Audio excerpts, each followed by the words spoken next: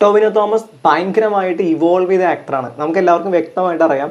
നമ്മൾ അദ്ദേഹത്തിൻ്റെ ആദ്യകാല സിനിമകളും അതുപോലെ സമീപകാല സിനിമകളും കൂടി കമ്പയർ ചെയ്ത് ആ ഡിഫറൻസ് നമുക്ക് മനസ്സിലാക്കാൻ പറ്റും.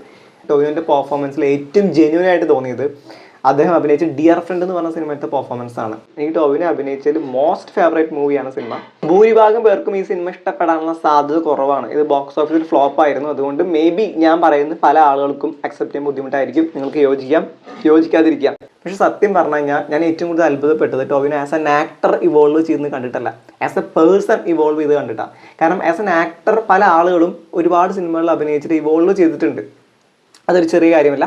പക്ഷെ നമ്മൾ ഒരുപാട് കണ്ട കാര്യമാണ്. പക്ഷെ ആസ് എ പേഴ്സൺ ഒരാൾ ഇവോൾവ് ചെയ്യുന്നത് അത് റയറായിട്ട് മാത്രം സംഭവിക്കുന്ന കാര്യം. കാരണം എല്ലാ ആക്ടേഴ്സും എല്ലാ നല്ല നടന്മാരും ആസ് എ പേഴ്സൺ ഇവോൾവ് ചെയ്ത ആളുകളല്ല.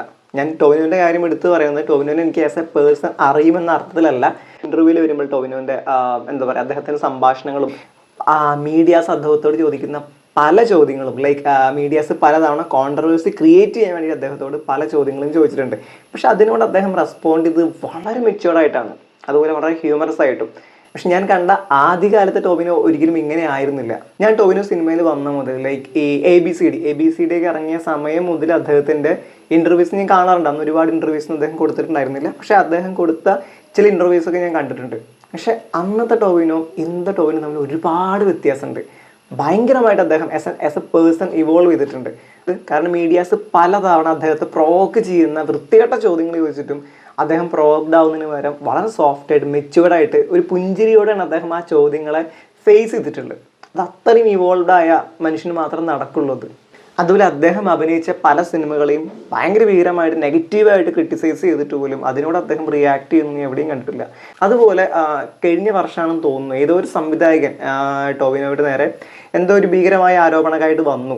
സംഭവം എന്താണെന്ന് എനിക്ക് ഓർമ്മയില്ല. ടോവിനോയുടെ ഭാഗത്ത് യാതൊരു പ്രശ്നങ്ങളും ഉണ്ടായിരുന്നില്ല.